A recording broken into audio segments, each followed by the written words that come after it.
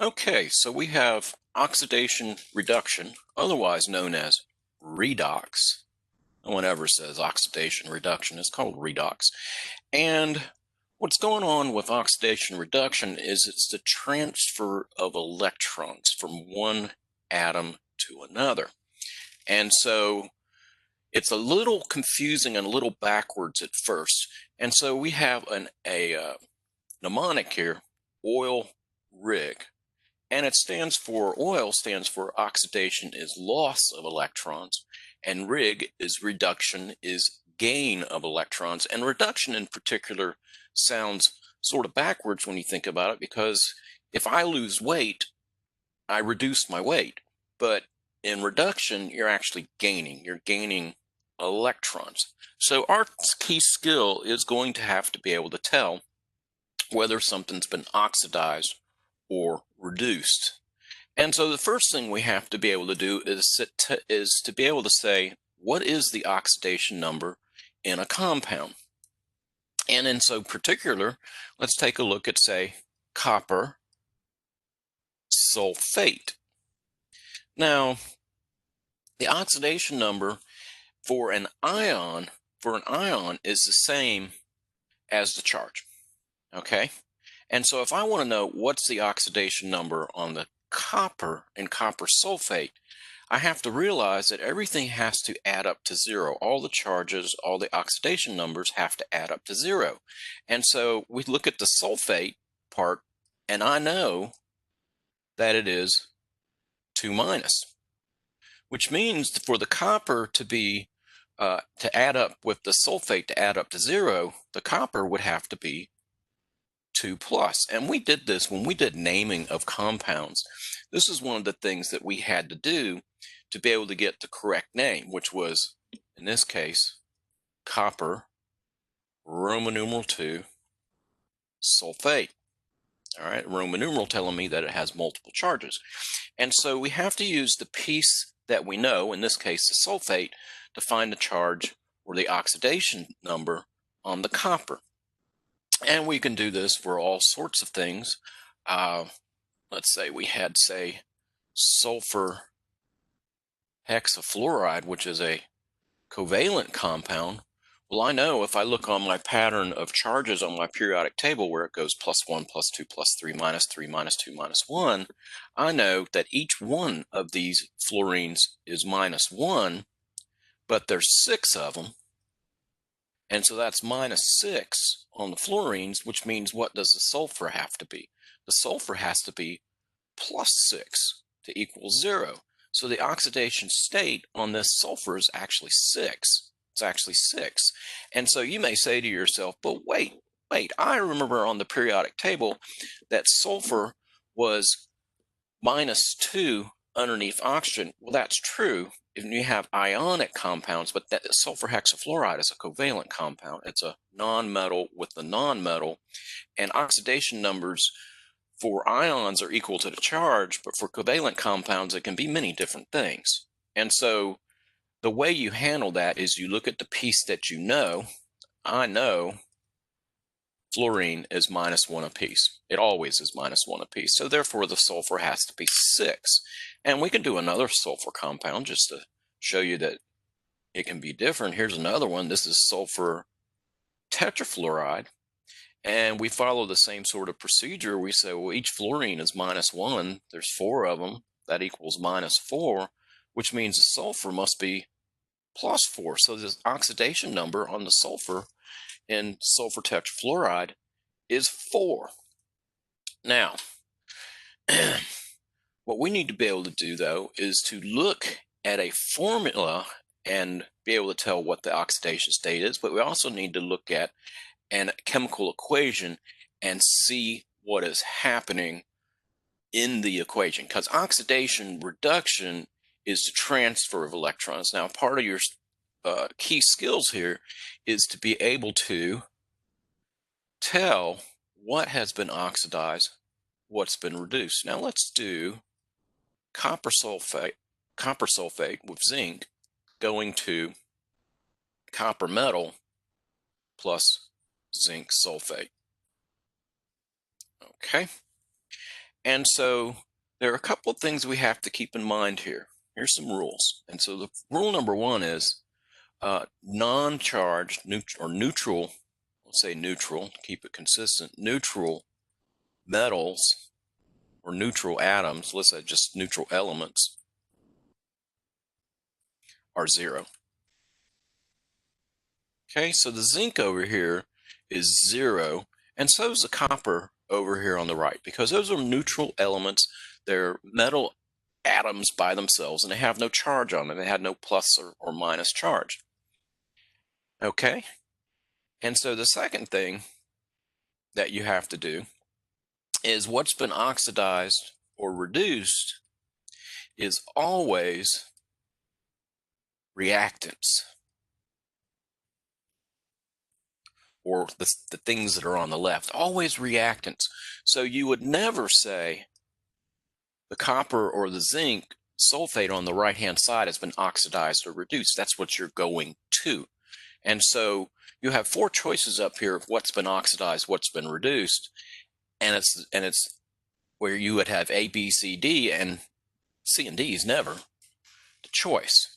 Okay, so what's been oxidized, what's been reduced is always on the reactant side. Okay, now we use what we know to find what we don't know. So we have to find unknown with known charges.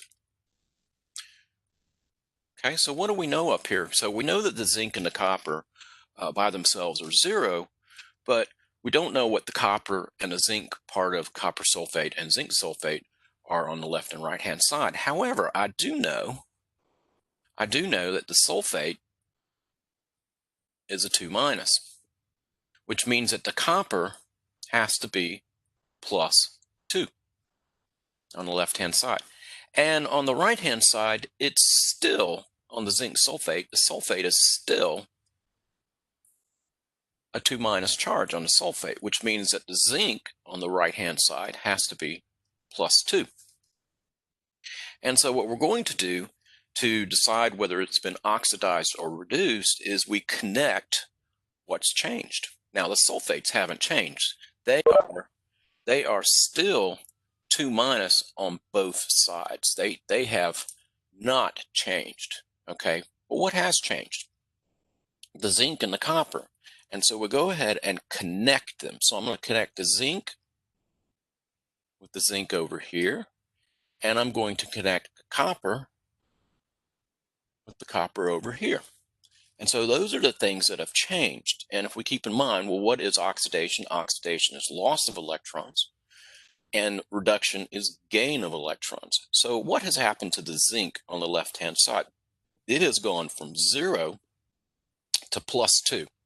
Now remember, electrons are negatively charged. They're negatively charged. And so if you lose electrons, then you become positive if you go from 0, or you become less negative, either way. And so since the zinc has lost 2 electrons, that means the zinc was oxidized on the left-hand side. So now, how about that copper on the left-hand side, plus 2 copper? Well, it's going from plus 2 to 0. It's becoming less positive, which means it had to have gained 2 electrons. And of course, down here, we had to have lost 2 electrons. Didn't put that down.